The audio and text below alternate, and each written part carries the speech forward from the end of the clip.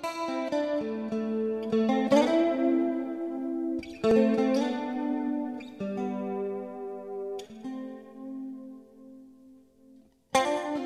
of the things that is wonderful for us is the music that he's left behind. So to get started, I think we're just going to ask everybody to take a moment of reflection. I don't want you to stand or get down on your knees or anything, but if everybody just, has a silent moment to think of some nice things that you can remember about Gaye.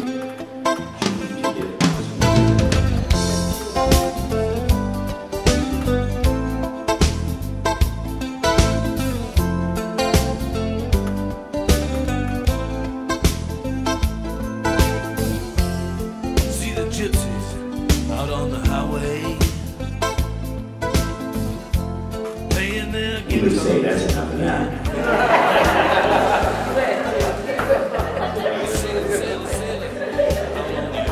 Tiger Tabasco, Pepe Logajorlas, Amy and Oldie Short Patterson, Bob Johnson, Guy Delmore, some of the alter egos that Gaye was known by because he was a man, so he needed more than one name. So I often get messages on my phone machine from him saying, "Oh, hi, this is David Short Patterson calling. Don't bother calling me back because my lawyer says I can't speak." We'd like to start the afternoon's proceeding by welcoming one of Gaye's oldest friends and my original connection with Gaye. So please welcome Karen Stamer and Peter Sweetson.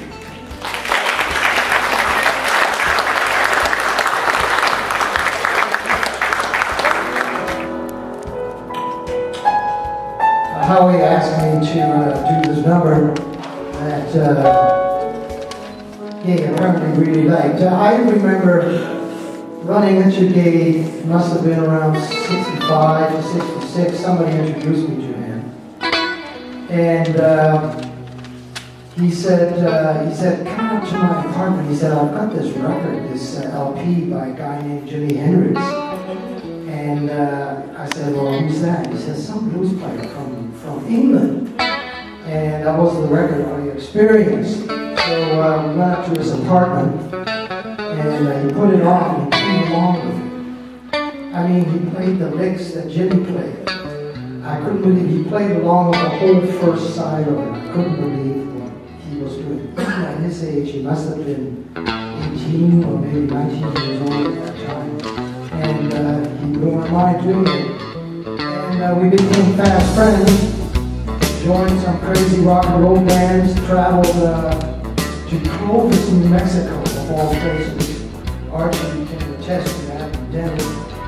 And these road trips were absolutely insane. They were the most craziest road trips I've ever done in my life, especially in the days. Anyway, how can I ask you to do this thing? Here.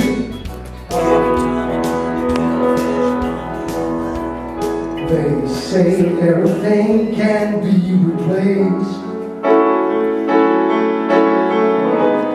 yet every distance is not near. So I remember every face of every man who put me here. Come on, Jack. I see my light come shine from the west down to the east. Any day now, I shall be released. They say every man needs protection. They say every man he must fall. Yet I swear I see my reflection someplace so high up on the wall.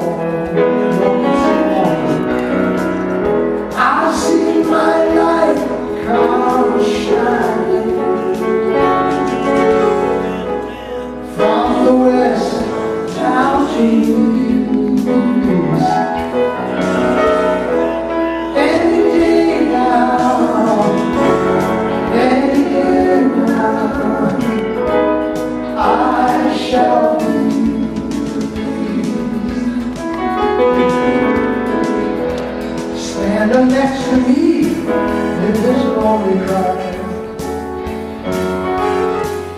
is a man I swear is not to blame. All day long now I hear him shout out so loud, crying out that he was afraid. I see my light come shining from the west down to the east.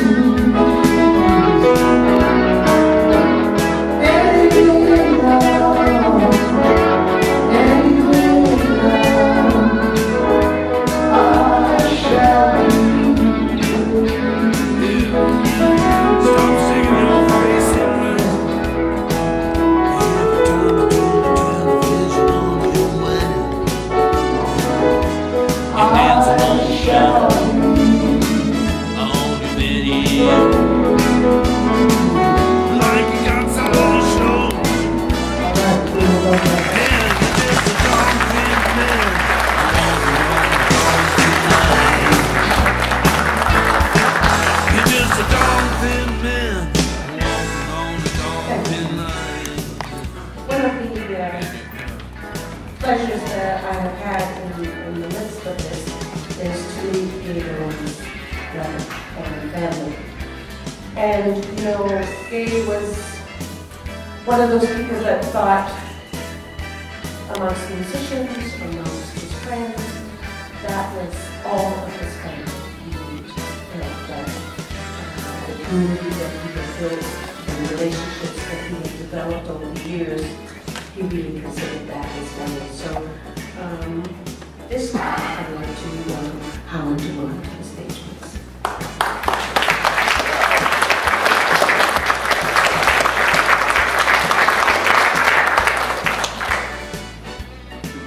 Yes, thank you very much.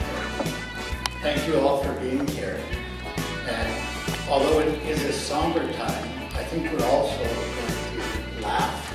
We're going to remember and muse.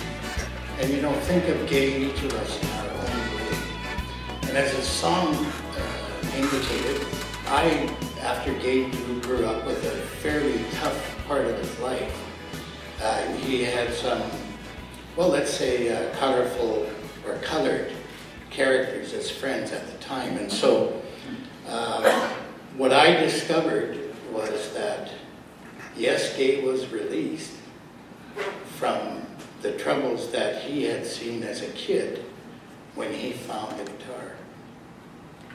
And so since then, he's developed to a point where, you know, there's a proverb that says, there's a friend sticking closer than a brother. And another ancient proverb says that you measure your age in friends. It also says that a name can be worth more than gold.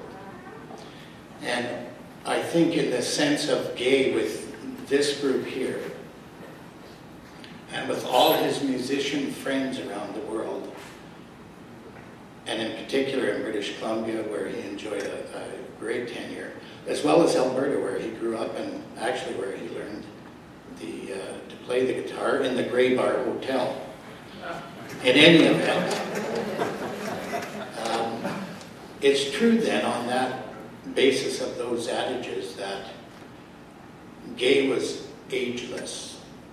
He had so many friends who loved and dearly cherished him as a person, and they killed him. I think everybody killed themselves laughing at Gaye's comedy and his routine and his skits and his antics. And so tonight, again, as I said, or this afternoon, it's going to be hard for us all. We all grieve in a different way. One way to grieve is that you're going to laugh. I can almost guarantee with these stories that are being told. You can think of your own concerns and thoughts about Gaye and how he progressed as a musician and how he dazzled people, and also as he dealt with each one of you as individuals. because I know that there were a lot of things. Myself as a brother, well, you know, we wrestled when we were kids. He was bigger than me, so I think he won most of the time, but there were times when I got even. And he still talks about those times today, or rather, up until June the 24th, 2011. I wanted to clarify one thing, that Gaye's death was untimely, but in a sense, it was not unexpected. He was a diabetic, as most of us know, and the official report was that he simply died from the complications of diabetes. His heart stopped. There wasn't any pain. He didn't know what hit him. And so he went out the way that a memorable, legendary musician should, in my humble opinion. In any event, Gaye was a brother that was loved so much, but also he was more than a brother with that history. He was a very close friend as well, and in my mind, in many ways, he valued the same value as gold. So in that sense, we were friends. He was also a transfixing talent of a musician, which from the early age when I first met him, when he first came out of his Gray Bar Hotel days, and this song that you heard that Hans Stemmer sang reminded me of the difference from what he had experienced until when I saw him with the guitar playing. I hadn't seen him for about 3 years, and I was overawed. Couldn't speak, couldn't comment, just wide mouth, jaw-dropping awe and amazement, appreciation. I think some of you maybe also have shared that same view, both as non-musicians and as musicians who either worked with him or observed him or kind of hung out with him, and whatever it is that made you have a good relationship with Gaye. And so every one of us will have special memories, I think, and you know, sometimes those memories can't be put into words. Those are personal for you, and I'm sure Gaye took to his grave the same thing about every one of you here tonight. And so, for me, as a member of his family, knowing him as a brother, as a friend, and my being his #1 fan, the song said that he shall be released.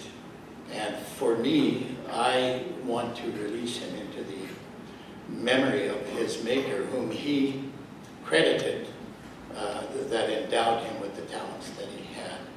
And so with that, I would like to say that he's joining the ranks, probably by his assignment from his creator, of others like Andreas Segovia, his hero, Jimi Hendrix, his other hero, Frank Gaye, his first hero.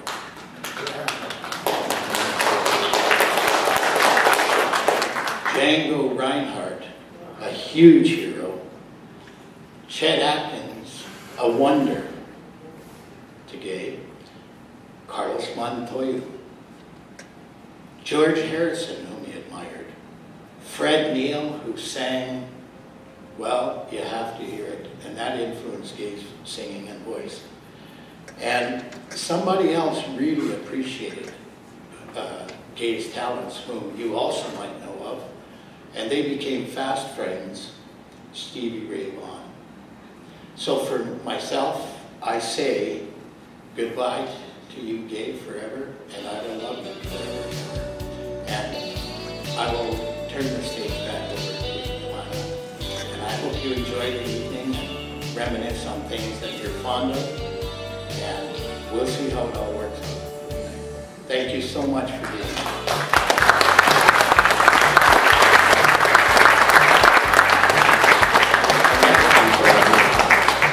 It's my turn. I can talk more stories, but I'm not going to tell a million more stories. But I just want to go back to when Gaye and I first met, which would have been 1968, as I mentioned earlier. And I brought Gaye, Wayne Kozak, and Peter Thompson, and Jerry Inman, and Dave Field, and a bunch of other great musicians from Edmonton. And then in those days, I was working at the Shanghai Junk in the corner of Main and Edmonton. And when the old elegant parlor closed, the John brothers opened up the back room in Shanghai Junk as an after-hours music club to kind of keep the late night stuff happening. And right there and then, the Django band formed, and I had the mixed blessing and curse of managing that band, which, believe me, was a mixed blessing and a curse. So we go back a long way, as I know a lot of you folks that are here today do. And we all share all those memories with Gaye. And one of the great side products of that meeting was the fact that because he was such a funny guy, and Tommy Chong decided to turn the script joint into an improv comedy theater group, and so we got quite involved in that, and that had more than its great memories. As our own story, as Howard said. But I think one of the things that is true, especially about Gaye, is that he just, for me, he touched my heart in a very, even though it was all twisted in a very gentle way. And there are people that you meet in your life that you connect with, and they're all with you. But when you think back to them and think about them, it's that special moment that makes a difference in your life that you remember. Tom Lavin says, "I've heard it said that extremes, followed to their logical ends, come full circle. If that's so, then it seems to me that Gaye lived his life in that special, paradoxically holistic place where both ends meet. At 3 a.m., you might find him draining a case of wine in workmanlike fashion while telling chokingly funny guitar-accomplished stories. And by 11 a.m. the next day, he could be applying the same focus to lifting weights at the gym while muttering pew under his breath. Though Gaye and I first met at Pop Chong's Parlor Club on Henry Street in Vancouver, Chinatown in 1969, where he was putting together his band called Django. It wasn't until the winter of 1979, when My Pot of Blues were playing New Bear's Refinery in Calgary, that we got to go guitar playing. Though Gaye and I, it was midwinter and -20. I showed up for sound check, and the bad stage power was making my Stratocaster hum like a 3-pound bee. Gaye appeared out of nowhere and said, "We'll go see my buddy at Mountain Music," and grab a guitar with a humbucker. The result was a Gibson RD on loan, unequaled for unattractiveness. Yet, as is sometimes happily the case, the rapper belied the contents. Here was an instrument with perfect feel and tone that felt comfortable and agelessly familiar at first touch. When Gaye joined me on stage that night so we could play together for the very first time, it was the same and different too, comfortable and agelessly familiar. Yes, but powerfully explosive in the bargain, we unexpectedly found we had straddled the comet, which we then ecstatically rode through a night sky of ant-warming, string-bending fireworks. And yes, there's a cassette out there somewhere. But even if it doesn't turn up, I can play it anytime I want. That night set a precedent between the two of us that saw our connection grow closer and deeper over the following 32 years. Every time we spoke, it was like no time had passed. And every time our guitars sat down for a chat, that very same comfort was always there for us to ride.